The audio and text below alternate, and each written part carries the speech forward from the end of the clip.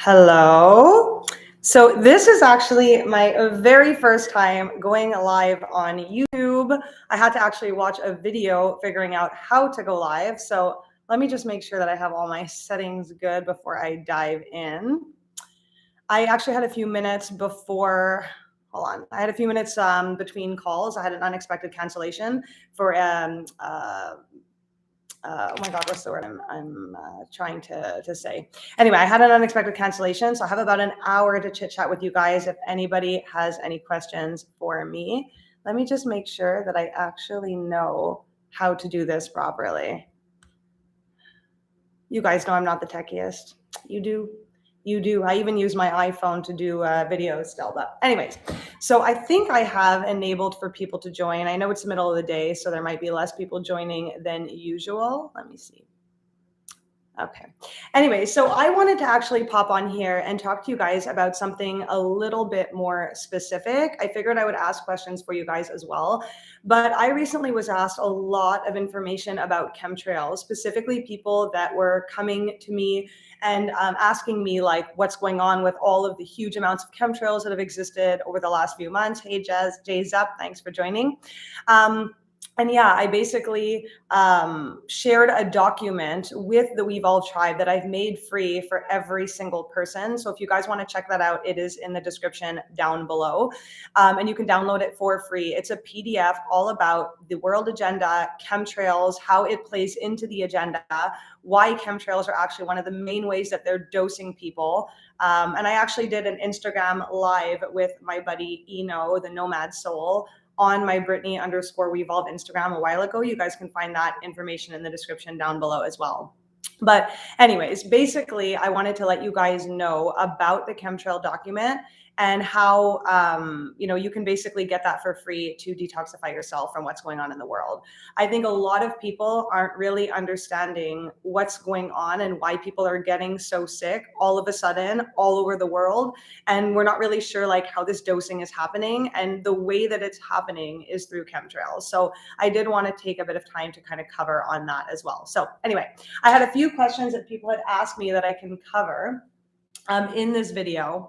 So the first thing actually I wanted to do was let you guys know as well what I covered in this week's video drop. I got lazy again with doing the weekly video drops. And so, yeah, I was like doing them for a while and letting you guys know what I was posting in the tribe. And then I got busy again. I was making the chemtrail document and a few other things. So anyway, this past week's video has rife technology and parasite zappers. What I think about that. Okay, what's really going on with that? MMS, yay or nay? Do I believe in miracle mineral solution? Why or why not? And what are some other alternatives that you can use that I think are personally better if you're looking to kill microbes or detoxify from heavy metals and stuff like that? Antidepressants, yay or nay? What I think about that. Whether antidepressants are actually something that people should be taking, how to detox, natural alternatives for weaning off of antidepressants, and how you can basically address the root causes. Hey, Deal Man, thanks for joining. Also, kidney failure and dialysis, what's going on with that? So also QAnon psyops, the top 3 psyops of this time, and how they're being used to keep people like basically lazy or complacent or feeling hopeful without actually doing any tangible action that will bring about change.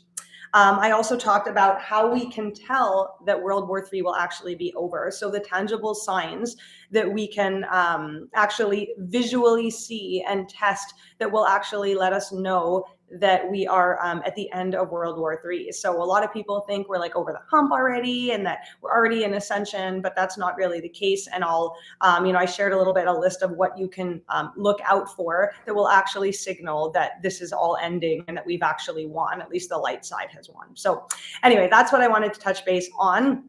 For you Deal Man who just joined, this is basically a live Q&A, so you can ask me anything you want.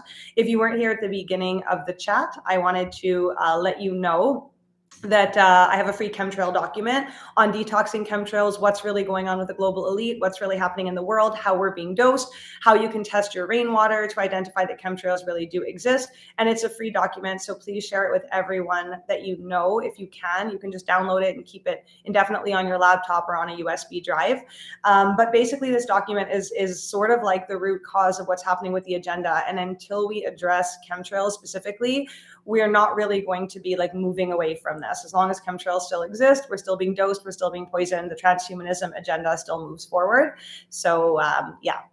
All right, let me see. This is the first time I've done a live, so this is cool, you guys. Okay, so chlorine dioxide cure for all. So I actually talked more in detail about that in the weekly video drop, if you want to check that out in the tribe. But basically, I'm not the biggest fan of MMS. I've talked about it a few times on my channel. I don't think it's the worst thing in the world, but I think that food grade hydrogen peroxide actually, like the 1 minute cure, for instance, as a protocol works a lot better for antimicrobial activity, oxygenation, without actually releasing chlorine. And so, yeah, I'm not the biggest fan of MMS in general. World Affairs, very credible intelligence. So, yeah, definitely. Joel Skusik's awesome. Hello, what is your take on sea moss and shiitake mushrooms? Okay, so I'm not a vegan. I don't think that Irish sea moss is the best source of collagen that exists. I think it's a great source if you are a vegan and you're not consuming other collagen-rich foods. So I don't have anything against sea moss. You want to wash and clean it really well. You want to make sure it's sourced really well, and you want to prepare it well. I don't remember the exact ratio for preparing it, but basically you soak it and then you blend it with water, and it keeps for about a couple of weeks in the fridge. But yeah, I'm not the biggest fan. I personally wouldn't take it. I'd rather make like a bone broth or eat collagen-rich animal products and stuff like that too. I'm not a carnivore. I eat everything. I'm an omnivore. But yeah, so it's not like the best source of collagen, but it's a good option, especially if you're plant-based. Shiitake mushrooms, I like them. I don't think they are the like be-all and end-all of health. I don't think you need to eat shiitake mushrooms, but I personally really love them. I like all mushrooms. I've just always liked mushrooms. Actually, I have a really funny story for you guys. A few years ago, I threw a party with my sister. Okay, she wanted to do like a shabu fondue, and I had never even heard of what that was, and I was just laughing at the name. And so we basically bought a ton of stuff, like tons of meats, tons of veggies, like 13 different kinds of mushrooms. I'm not even kidding. We bought like every type of mushroom at the grocery store for all of our vegan friends. I was actually vegan at the time. And we ordered, we basically extended the invite to like 20 different people. And then in the end, every single person canceled on us because there was a massive snowstorm, and we had mushrooms for like 2 weeks. So every time someone asks me about mushrooms, that's literally the story that I think about. And how I ate like so many mushrooms, like shiitake and a little bit of chanterelle and just like oyster mushrooms. And I was eating mushrooms in this like broth for days and days. It's almost like I don't even think I've consumed mushrooms much since, just because I kind of like got over it after that. But let's see, what would you suggest for combating and preventing tooth decay?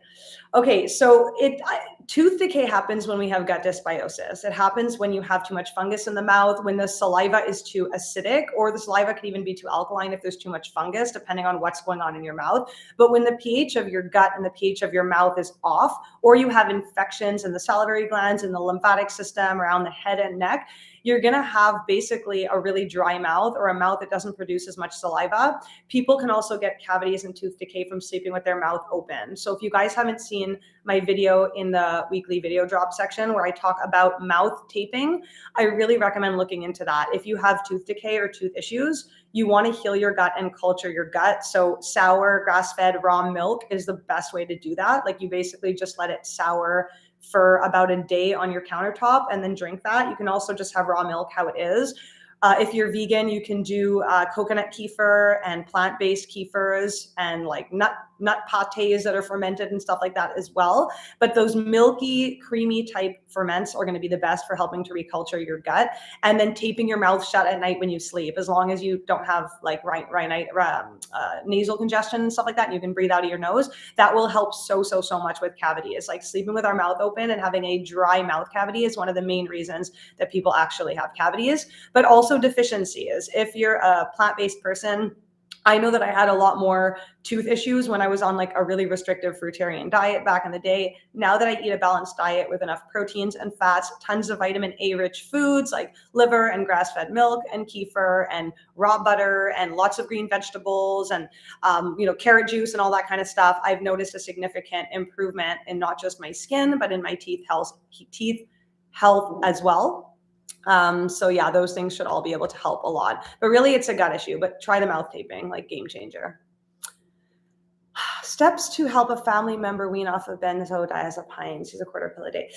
Okay, so benzo, I actually did a whole video in the platform also about benzos. So if you want to know like a lot of info about that, you can check it out. But basically, benzos are really, really hard on the nervous system. And one of the main things to soothe the nervous system that you can do is supplement with transdermal magnesium, not oral magnesium. That can help a little bit, but less than 5% of oral magnesiums are actually absorbed into the body, and it can take upwards of 6 months for most people to begin to even peel away at deficiencies. And we're dosed with so much aluminum oxide in chemtrails and everything else. For those of you guys that are new, check out the free chemtrail document down below. It's literally a free PDF. You can send the link to every single person you know, and it's how to stay safe from the toxic air that's literally keeping this pandemic going.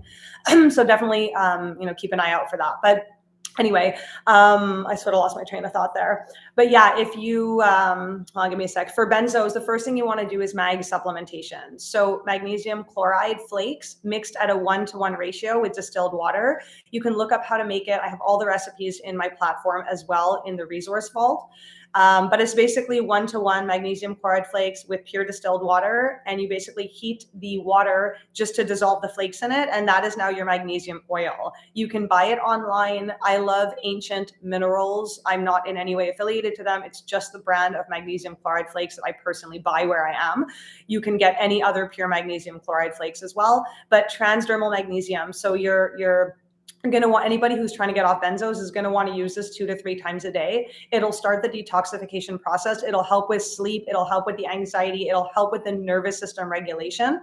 Also taking a good quality iodine supplement. So this is actually really good for chemtrails too, like all the stuff that I'm sharing as well.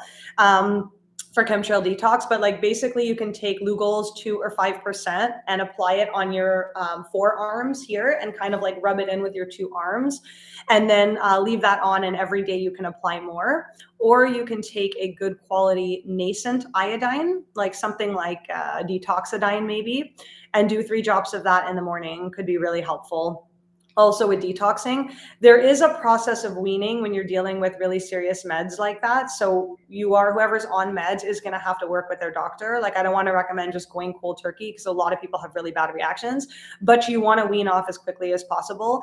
And the magnesium and the iodine are going to help a lot. So will grounding and detoxing. So like sweating, saunas can help a lot with getting that like withdrawal out of your system, and grounding for 2 hours every single day barefoot, making sure to take 15 to 30 minutes of bare skin sun, staying away from chemicals in general, giving yourself plenty of time to rest, and most of all, like being loving with yourself, because it is really hard to get off of these kind of neurological based medications. They're made to keep you addicted. That's sort of their design. So it's going to be a bit of a process, but you can definitely wean off. If you want to actually check out what's his name? Oh, I forget now. Something Peterson. Oh, I don't know. Jordan Peterson. You can look at him. He had a really bad reaction to getting off of benzos, and maybe like reaching out to him, he can probably help a little bit with some suggestions. He has a lot of videos about that. He actually got really attacked for his views on getting off of benzos and how they really caused a lot of issues for him, and how he was able to finally get off. So that can help. Let me see. Oh, the Candida Slayer. Hey, how are you? We actually just did an interview recently, sweetheart. You should check out her channel. It's the Candida Slayer. She actually talks a lot about really amazing information about healing your gut and Candida and all that kind of stuff too. She has an English and a French channel, so be sure to check that out. Have I heard about the Marburg virus? The Gavi website published an article saying it will be the next pandemic. Yeah. So this is kind of why I put together the chemtrail doc that I did, because from the very beginning, I mean, we've had chemtrails for decades. Okay. This is not new. I see it in the movies, even from like 30, 40 years ago. They have been seeding us with poisons in order to keep our vibrations low for a really long time. But right now, with the transhumanism agenda and with the pandemic, they've taken it as an opportunity to dose huge amounts of poisons and graphene and and nanotechnology and much more heavy metals than they were before, lots of different chemical gases, lots of fungal spores, tons of mycoplasma, and a bunch of other infectious organisms, foreign proteins and synthetic, all kinds of different stuff. And we're breathing that in. So every single one of these like waves, Marburg and everything else, has been a different formulation of something that will react differently in every single person. Usually respiratory based, but also a lot of gut stuff. Like the latest dosings have resulted in a lot of like food poisoning-esque symptoms. I actually talked about this with my buddy Eno on Instagram, if you guys want to check that out too. The Conscious Nomad, or my Brittany_Weevolve. Anyway, information's in the description below if you guys want to check my Instagram. But I have a whole live where we talk about like the dosings and how it's all happening. But basically Marburg is just a new formulation of stuff that they're dumping in our air and we're breathing it in. And some people will get sick, some people will not. It will be dependent on your personal predispositions, how effectively your body detoxifies, how much you protect yourself, and all of that. But I mean, realistically, as long as there's chemtrails, 5G becomes really more toxic for us because we have heavy metals and graphene in our bodies. And all of us have to breathe, right? Like you can choose better quality water, you can choose better quality food, at least to some extent. But what you can't choose is the air that you breathe. We are required to breathe. So the best way to poison humanity and all animals and all plants and the entire food supply, and to ensure that everybody is getting like aerosol vaccinated, is basically to dose us in chemtrails. So anybody who wants to test that theory, I have detailed info in the document on how you can test if you have chemtrails, how to identify them in the sky, also what machinery to use, like electrolyzers and such, to actually, like, you can leave water outside when you see chemtrails and it rains, or just let the chemtrails fall into your clear distilled water, and then you can test that water. You can take it to a lab, you can have it cultured, and you can understand exactly what they're dosing us with.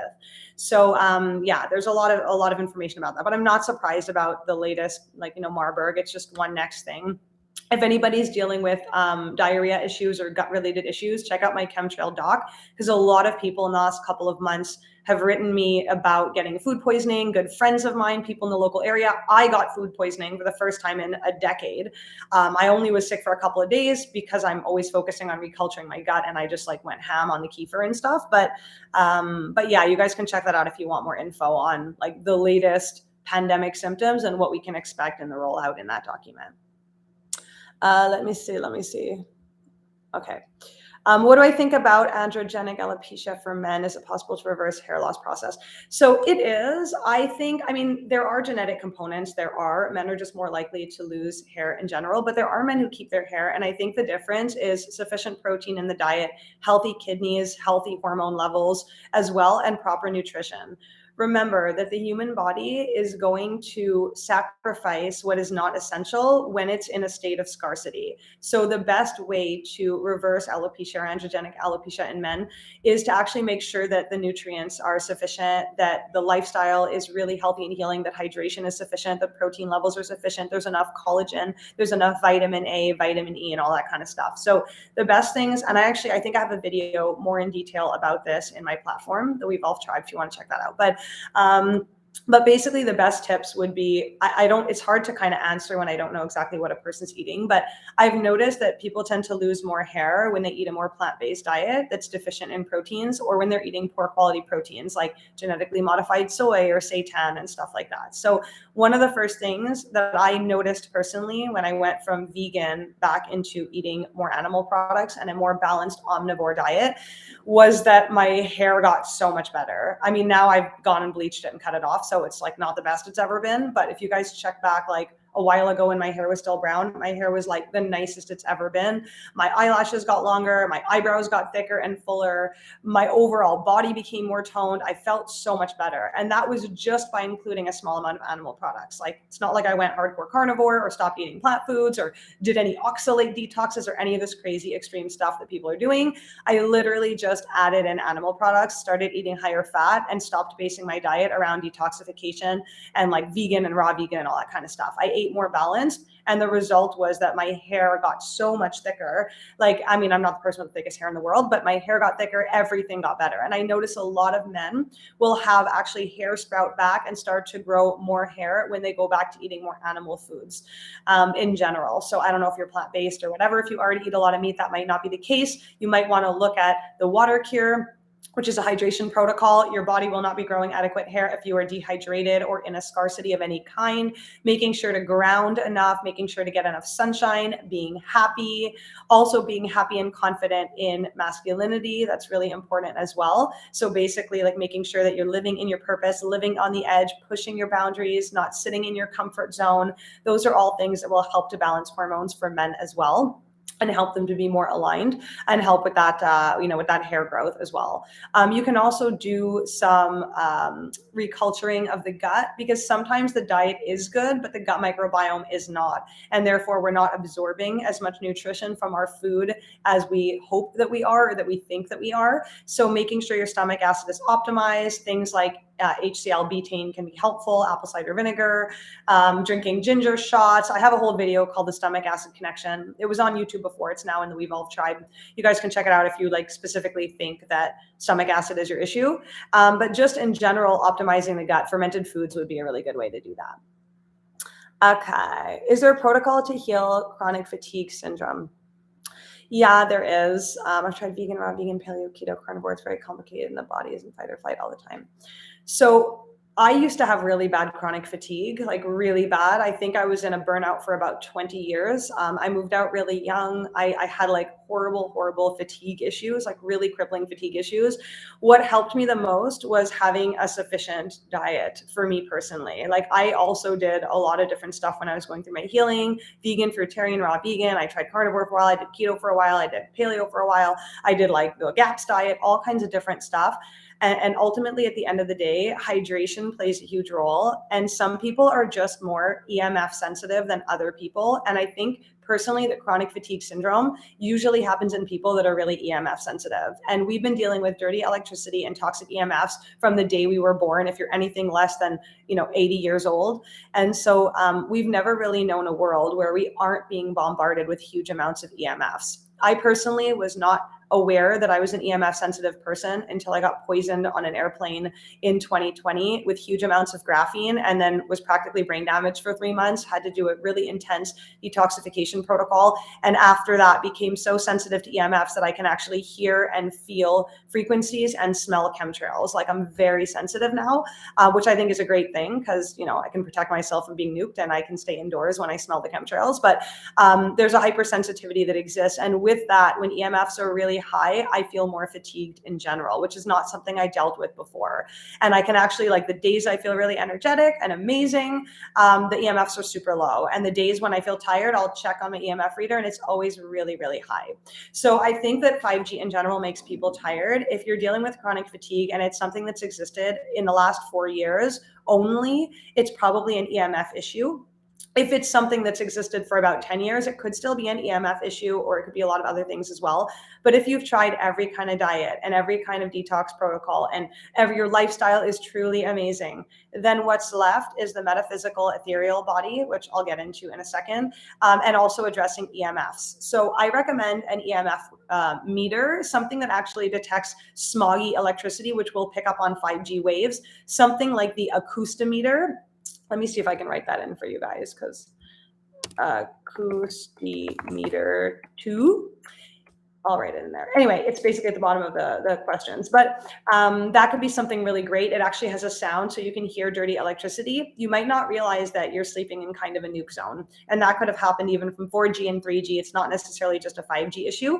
So grounding 2 hours a day, shutting your electrical breakers, because 5G is an electrical issue and not actually a Wi-Fi issue. But if you shut your house breakers, you could leave your fridge if you want, but you don't have to. Nothing will go bad in one night. And just sleep with all your electricity off and all that kind of stuff. It'll stop the EMF from pulsing into your home. It'll stop dirty electricity from getting in your home, and you'll most likely have better sleep. Making sure you don't have a smart meter on the outside of your home or on the outside of your bedroom, and getting an EMF reader to actually determine whether or not your home is safe, because a lot of people feel energetically drained and depleted because they're actually being irradiated, and that causes huge amounts of dehydration. And the final thing would be to do the water cure for at least 3 to 6 months. You can look up that protocol online. I go into huge amounts of detail in the 30 days course in my platform about remineralizing water, structuring water, the best type of salt to use and all that. But you could just look up the simple water cure online as well and get the protocol for that, which is basically a salt to water ratio of about 1/8 a teaspoon, I think, to 16 ounces of water. And you drink that 6 times a day, give or take, between meals. But properly hydrating will help most of the time with chronic fatigue issues. And then there's the spiritual, emotional aspect. Are you overwhelmed with life? Do you have a lot of energy vampires around you? Do you have proper boundaries in your life? Do you spend a lot of time feeling guilty or negative about doing things for yourself? Do you have a negative perspective in general? And I'm not pointing fingers. I battled a lot with that when I was dealing with pervasive chronic fatigue. I was actually draining myself with my own mentality and my own lack of like upbeat attitude. So that can often make a really big difference. You can actually look up chronic fatigue metaphysical causes online, and it'll give you like a whole list of stuff, and you can see what resonates and what doesn't. I also recommend, like, one of the most powerful things that helped me, and I actually only started implementing that more recently, is energy clearing. Some people do Reiki, some people do meditation for that. I'm not really the best at meditation in general. I rather do prayer.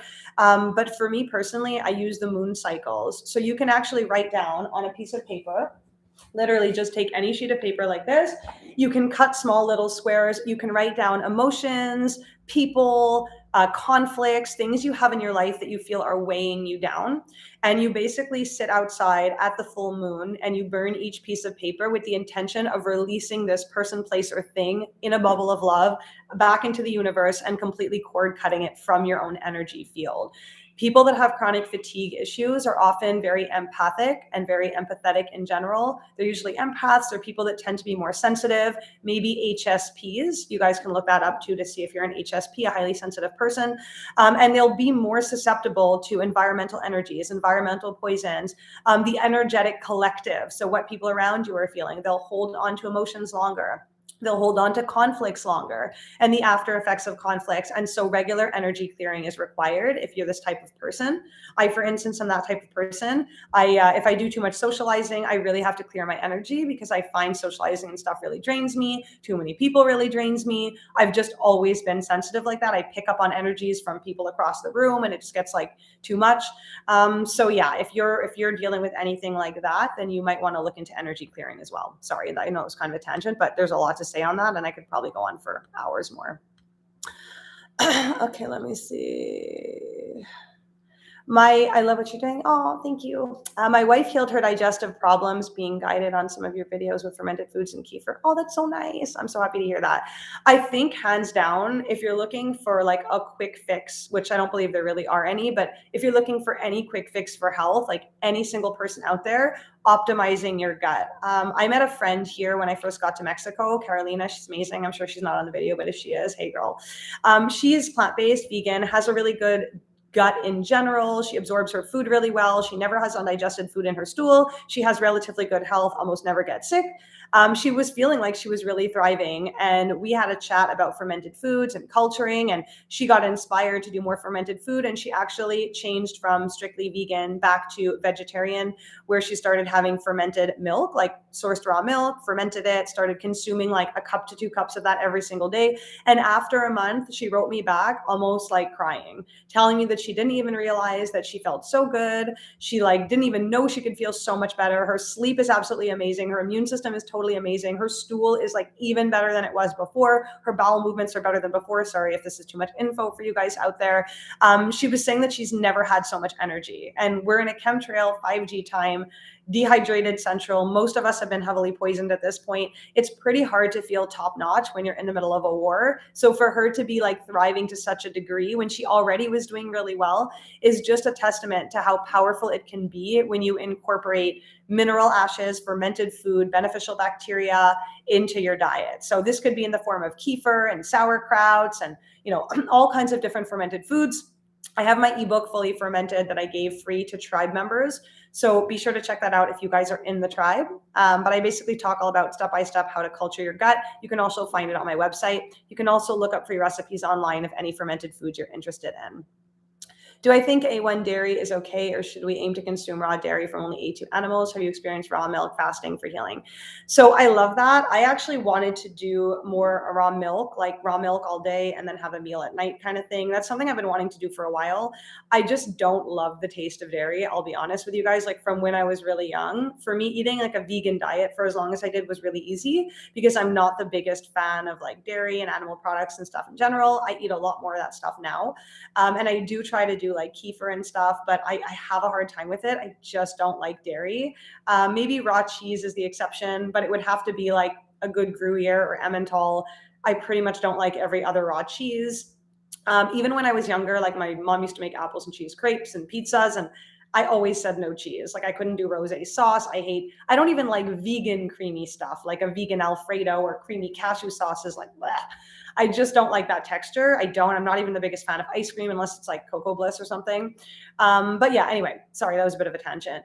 I personally don't even know if the raw milk that I get is from A1 or A2 cows. I didn't even bother asking. I don't think it's the biggest deal. I think it matters more if a person is like lactose intolerant or very sensitive to dairy. I think as long as it's raw, properly sourced from healthy cows who are grass fed, not given hormones or antibiotics, loved really well, and their babies are prioritized. In other words, they milk their babies first, and there's like a lot of different dairy cows, and they only take a smaller amount of excess milk from those cows.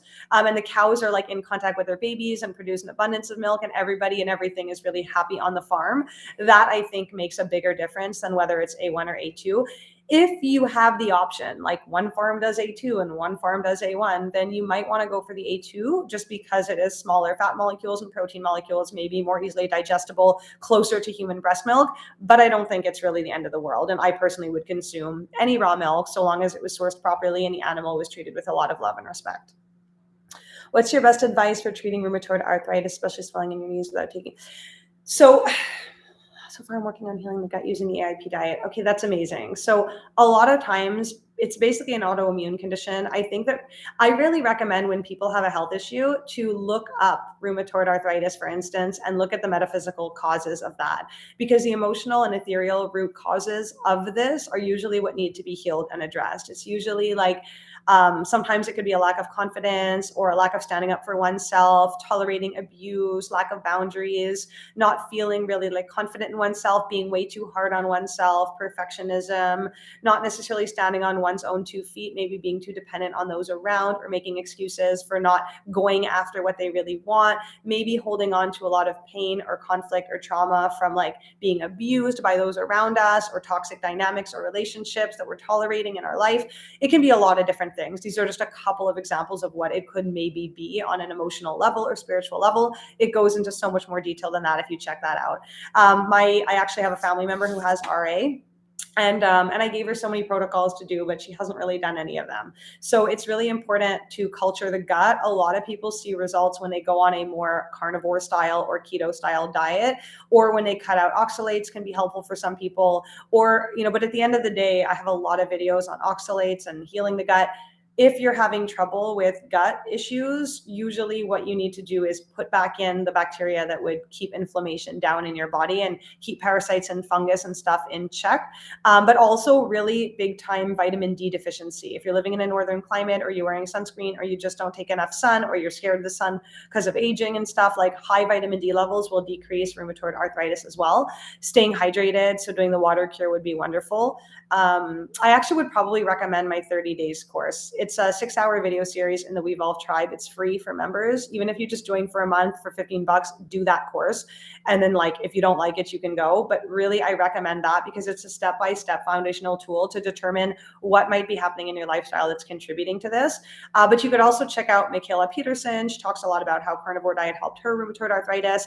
If you do GAPS or carnivore or AIP diet or anything like that, you do want to reculture. You want to eventually move into sour raw milk and then start doing kefirs and more fermented foods and then incorporate a more well-balanced diet. The goal is not to do these elimination diets forever. It's to do those elimination diets and then slowly start finding the foods that work really well in your body and building a microbiome that can tolerate all foods and degrade oxalates and degrade salicylates. And it's to diversify the gut, not undiversify your diet, if that makes sense. What do I think of detoxing with NAC. I like it. The fact that they made NIC pretty much not available around the world makes me think that it's pretty good. I actually have a protocol that I put down below for you guys. There's the chemtrail protocol, all about how to understand chemtrails and what's going on with the agenda, how we're being dosed, what's in it, the global elite plan, how to stay safe, how to test your rainwater, all that kind of stuff. So check that out. But I have a second free PDF for you guys, which is the COVID vaccine shedding detox protocol. And NAC is one of the supplements I recommend in there. So it's a great building block for glutathione. So it's definitely something that you can try out. I don't think it's necessarily required for every single person, but if you feel drawn to it, you should definitely try it out. What were my reasons for going back to eating animal products? Honestly, I was just not thriving on a vegan diet. It helped at first. I was just not wanting to be on a restrictive diet. Like I'm here, I believe that we're bound to the 3D human body and that we have physical needs and requirements that go past our ability to digest plants alone. I think that all humans should be able to eat all foods. And I also started to do like a lot of the reason why I was vegan and staying vegan, even when I wasn't looking my best or feeling my best, even when I had food cravings, even when I had like healed my stuff, but was still just like obsessively eating fruit all day long and just not feeling very good, and craving more fats and craving animal products and starting to crave other foods. I was really stuck on it on the 11-year mark, like telling myself that you need to be vegan to ascend and you need to be vegan to be healthy. And, I had really bought into that whole like propaganda agenda about how you need to be vegan. And I started to do a lot more research about it because I don't believe that a human body that's fully being nourished and truly thriving on the diet that it is on craves other foods. I don't believe that if you're craving other foods and you're not feeling as good as you should, that you shouldn't change your diet. I believe you always should be willing to change your diet. I also grew up omnivorous, but a lot of my beliefs about it were the fact that like it's bad for the environment to eat animal products, and that like veganism is the way of the future, and that to be enlightened you need to be vegan and all this kind of stuff. And I actually have found quite the opposite through doing my own research, which is that a body that's properly nourished, completely grounded, has enough healthy fats to build cholesterol and therefore a healthy myelin sheath, that is fully satiated, that is filled with healthy vitamins from especially like easily absorbable retinols and stuff like that too, will have superior skin, superior brain capacity, superior memory, more energy. And so I did the experiment. I also, what was the final kicker for me was I was really attached to the idea that like killing animals was a wrong thing to do, and that eating vegan was like a way to not kill animals. I'm a huge animal lover, and I did a lot more research and realized that a lot of the vegan foods that I was eating, because I wasn't growing my own food, I wasn't eating only off of the trees in my backyard. I was actually eating things like quinoa and oats and rice and beans and all of these foods that the average vegan is eating, and Ezekiel bread. And I was buying my fruits and vegetables from like big agri, even though I was buying organic exclusively and trying to source as well as I could. I realized that the environmental impact of devastating lands and literally going in with these like huge tractors and like just completely harvesting all the beans at once, like this literally kills all of the wildlife. Like there's so many more animals that die from eating a vegan diet than if you just ate one cow for 6 months and lived off that. Now, I'm not a carnivore. I eat other foods. I don't only eat meat and stuff like that too. And it was a hard transition back. But I got to tell you guys, like I thought I was doing kind of okay on the vegan diet. But once I started incorporating animal products back in, my entire life glowed up, like everything. My energy got better. My periods became like non-painful, or at least very minimally painful compared to before. I had to do all this extracurricular stuff. My skin got better. My weight balance, I like lost 20 pounds doing literally nothing but adding animal products and just continuing to eat everything else that I ate. I was just so deficient. I'm fully satiated after my meals. And now I feel like I can truly enjoy the human experience, which is to go and try foods from foreign cultures. Like I don't have all of this criteria and all of these restrictions and all of this food obsession. I just didn't feel like it was the diet that made me the most in harmony with myself, Mother Nature, the planet, my own hormones, and all that kind of stuff. So yeah, that's a bit. I could go into a whole tangent. I have so many videos. I think I did 2 or 3 videos on this particular topic with all the benefits I've seen since I started adding animal products back in. I would say it's about 2 years now that I in 2020 I felt called to add animal products back in, and my health and my life has only really gotten better since that time. So really happy that I chose to do that. And I'm especially happy that I let go of the propaganda of like needing to be vegan from a moral standpoint and a moral issue. That was really helpful for me. And I have friends who I love so much who are really, really, really stuck on being vegan. And a lot of them are like thin and emaciated. They aren't thriving completely. They are showing signs of gut issues. There is a lot of like more aggression, and I just was able to be less like angry about world events. And I'm still pretty angry at the injustices of the world. Trust me, it's my personality. But I just am way more calm, way more loving, and way more balanced. And I didn't even think that I wasn't those things before. So I think I just really was not consuming enough protein, and just not thriving 100% on plants. And I think that that's a lot of people. I think most people do well eating an omnivorous diet. So what do I recommend for lower leg circulation issues? I'm going to try to go a little faster with my answers because you guys know I'm thorough, but I do have to jump on a call soon, and I want to be sure to answer as many as possible. Lower leg circulation issues. So lymphatic rebounding can be good. The water cure can be good. Proper hydration, getting enough sun, grounding, making sure to detoxify sweating can be good, and eating a diet more filled with green vegetables. Chlorophyll-based diet can help a lot. How can we detox if mandatory vax happens? So I have a lot of videos where I talk about the quaxine. You guys can check that out in the Wevolve tribe. Like I literally have like probably 25 videos in the weekly drops just about this topic alone with everything you need to know. I don't believe that they're ever mandated. I just don't. Even if you have to lose a job, even if you have to lose a lover, even if you have to like move across the world, even if you have to change your whole life, this is the time to stand up for what you believe in. If you're a person who believes in the quaxine and you want to take it because you believe in it, that's a different story. We each have our sovereign rights and the ability to choose. But if you feel like it's something mandatory, this is exactly why the global elite are getting away with what they're getting away with. And it's not like to point fingers to anyone specifically. It's a really, really amazing question. And I know a lot of people feel this way. But the reality is we need more people in the world to just stand up and say no, even if it means inconvenience to their life, that they cannot travel, that they lose a job, that they aren't able to live, the life that they want. Like there's a lot more, skirting around that needs to happen if you aren't going to be just like complying. But us just complying, especially when it's not our belief system, is why we are in this like shite hole that we're in right now. And it's going to require every single person to stand up and say no. I actually talked in last week's video about like psyops and QAnon and everyone, the alliance and ascension and all the stuff that's like that people are believing is going to come in and save us. The only thing that's going to save us is for all of us to stand up and say no. And that starts with each and every single person.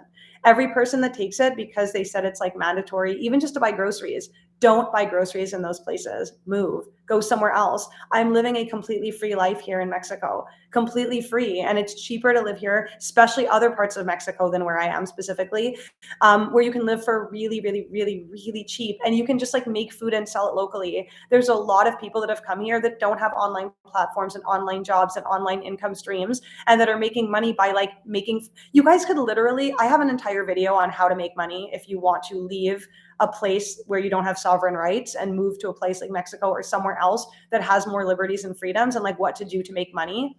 I literally have like 30 different recommendations. So join the Wevolve tribe, go into the weekly video drops and look up that video where I talk about like ways to make money.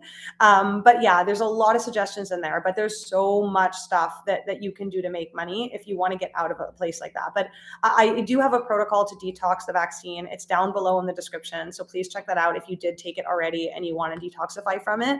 But I think as a whole society, we all collectively need to say no to this. Like this is death science, guys. It's death science. There's no justifiable reason to take it. There truly isn't, because we should love ourselves enough to just say no, even if it means we starve, even if it means like this is the time when us saying no is going to transform the planet.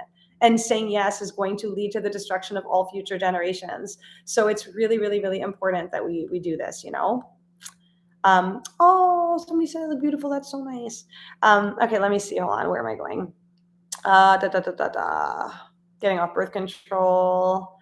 Gluten rocks my gut too. I'm going off it. Yeah, gluten is really, really bad. John Rose is a big promoter of the vegan diet. I love him, but I haven't been able to live that way. He inspires me. Yeah, John Rose is cool. I was really into him too when I was on the fruitarian bandwagon. I think everybody has a different gut, a different journey, and different belief system.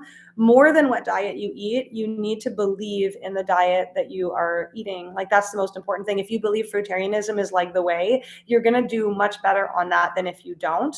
I actually did pretty good as an 11-year vegan, eating a quite restrictive diet. And I mean restrictive, like I was eating a lot of food, but like at one point I was only eating fruits. At one point I was on like keto vegan. I did on only raw vegan, just restrictive, like not as enjoyable. What do you suggest for healthy weight gain when someone's on a very limited diet with a lot of sensitivity? Is more fat, more protein, more animal foods. If you want to gain weight, raw milk, sour raw milk will be wonderful. It has all the mineral ashes that you need. Bone broth can be amazing as well. Eating, I mean, this is not as good if you're trying to heal your gut, but the best way to gain weight is to eat fat and carbs together. Basically, keto works to lose weight and high carb, low fat works to lose weight because they both change the body physiology to one where we more easily lose weight. If you want to gain weight, nothing does it like fat, starch, and sugar together. That's why like baked goods are so fattening. So yeah, but you don't really want to gain fat. You want to gain quality muscle, and more protein is required for that. Even if you're on a plant-based diet, more protein will be good. Like mung beans, soaked, sprouted, fermented mung beans could be good too. Oh, I shared your cancer info with my family years ago and it saved his life. That's so sweet. Thank you so much. That makes me happy. Okay, let me see. Vaccines don't create immunity, they create customers. I agree. What dose of HCl and animal-based enzymes do you recommend for someone who's underweight? Everybody's different with HCl. 1 to 2 caps is usually enough, but you might have to start with more if you really don't find that that's helping. But 1 to 2 capsules is enough with each protein-based meal. In terms of enzymes, also 1 to 2 caps. Fermented foods will always be better for enzymes than any enzyme supplement, in my opinion anyways. California is not easy. I totally hear you. There's a lot of like crazy stuff going on. I'm telling you, I feel really lucky and blessed that I was able to actually come to Mexico. I mean, I say lucky and blessed. I had to save up for 6 months and liquidate kind of my life savings to get here. So it was a really big financial hit and really stressful when I first got here. And there was a lot of issues with like 5G and EMS sensitivity and finding a place and all that kind of stuff. So it definitely wasn't an easy, smooth, fun vacation journey by any means. But yeah. Really happy to have had that option, or have created that option for myself, I guess I should say. I just started eating steak again. I'm feeling better as an O blood tape. Yeah, very cool. I mean, I'm not a person who thinks that anybody needs to eat animal products. Like if you're thriving on a vegan diet, and I have friends like that. Like I have a buddy, Ben, plant-based Ben. You guys can check him out on Instagram. He looks amazing. He lost so much weight. He's totally thriving, eats a well-rounded diet. His health is super good. Like he's thriving, and he's on a fully like high carb, low fat vegan diet, and he has been for years. So it depends on your microbiome. The diet you thrive on will have to do more with your microbiome. What I've noticed is that people who have taken a lot of antibiotics, had a lot of gut damage, people with a history of chronic disease, they usually don't do as well on a raw vegan diet or a high carb vegan diet or this type of diet or vegan in general, because you need a really diverse microbiome in order to extract everything you need from plants. And you need a really good quality plant-based food source. Like you really need to know how to do the vegan diet properly. And so culturing my gut helped me a lot with the vegan diet. But ultimately, at the end of the day, if you're not a person who has the bacteria in your gut who can convert beta carotene back into like retinol, vitamin A, then you're not going to be really absorbing a lot of it, right? Like you're just kind of absorbing the sugar and the vitamins and stuff from it, but you aren't really getting the fat solubles. And I think that's what makes a difference for people. It's what you can absorb. So everyone's gut is going to be different. And that's why we need to be really loving with ourselves and which diet we choose. Is it okay to take fungal-based enzymes if someone has candida and mold problems inside the body? You can, for sure. I think it's much better to do fermented foods in general than enzymes, especially if you're dealing with fungal issues like sour milk or like coconut milk kefir is really amazing for that as well. Coconut oil is actually just really good in general for getting rid of fungus too. So that's something that you can add. How to recover from COVID. I have a COVID vax shedding detox protocol down below for free that you guys can download. It's like, go down a little bit in the description box. I have also the chemtrail document, so be sure to download that one too. But yeah, I have a whole protocol on how you can detox about COVID, long haul, shedding, all that kind of stuff. There's no vegan, just vegetarian with milk, ghee, and yogurt in India. Yeah, I mean, vegetarian diets are great. I don't think we need to eat meat per se, but I do think a vegetarian diet is superior to a vegan diet for most people, not everybody. Some people, you have to go with your belief system, you know, like some people, they do really well on vegan because they like really, really believe in that. And that's important. And they love those foods. Some people like love, love, love those foods and they just aren't interested in animal products and don't have cravings and stuff. But if you're having any kind of cravings on any diet, then you should be, there's something missing in your diet. You know, it's not just, I don't mean like a chocolate craving, but yeah. Okay, let me see. Where am I? Should I be using a chemtrail detox even if I don't show major symptoms? I'm in California. I recommend checking out, I don't recommend doing an aggressive detox protocol if you don't really have symptoms like sneezing and scratchy throat and headaches and trouble sleeping and stuff like that. But I recommend every single person look up at the sky every single day, get an idea if there's chemtrails and not, and follow some of the protection suggestions. So it's not just a detox protocol that I have in that document. It's also a protection protocol, like not going out, shutting off your AC, shutting off your electricity, what you can actually do to get chemtrails out of your body. Certain supplements like magnesium chloride flakes and iodine, for instance, are some things like nutrient-based supplements. I think I have dulse and kelp flakes in there. Like the foods and the supplements in that document, I recommend everybody consider consuming at least some of them, the ones that call to you, because this is actually going to give you back the minerals that chemtrails are stealing from your body. So you might not be so susceptible and having a ton of symptoms, but you could still be getting, you know, malnourished, or you still could be accumulating aluminum oxide. And the difference between a person who is symptomatic and not is just dosage level, how effectively you get rid of it. So I recommend everybody do what they can to stay safe. That'll also keep your body free of the toxins and graphene and metals and nanotech and all that stuff that's bringing in the transhumanism agenda, and it'll help keep your vibe up, help with the ascension process and all of that. Any recommendations for chronic localized skin itching? So I don't know if you have like hives in urticaria or if you have like dermatitis and skin itching like that. Oftentimes it's caused by Staph aureus, like persistent skin itching, or fungal issues, or a dysbiotic gut. So the first thing you want to do is start to reculture your gut. If you have chronic urticaria and histamine issues, then I would do lower histamine ferments and stuff, like very minimally fermented, like coconut kefir in smaller amounts, for instance, or sour raw milk for only like 24 hours soured. So it's like significantly lower in histamine. But culturing your gut is going to help a lot with skin issues. Also, vitamin A.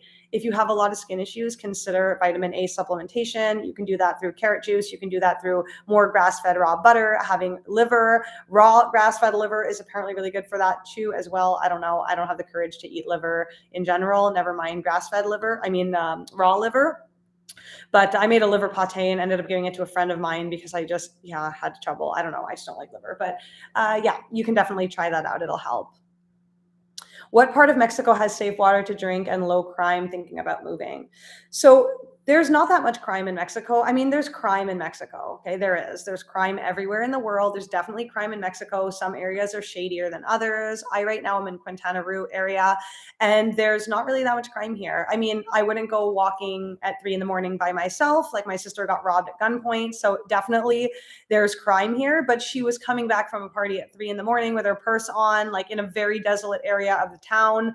You know, like this is not recommended for anybody at any time, really and truly. But I've been going out for walks at 5 a.m. by myself almost every single morning until like recently, because I'm sleeping in longer now.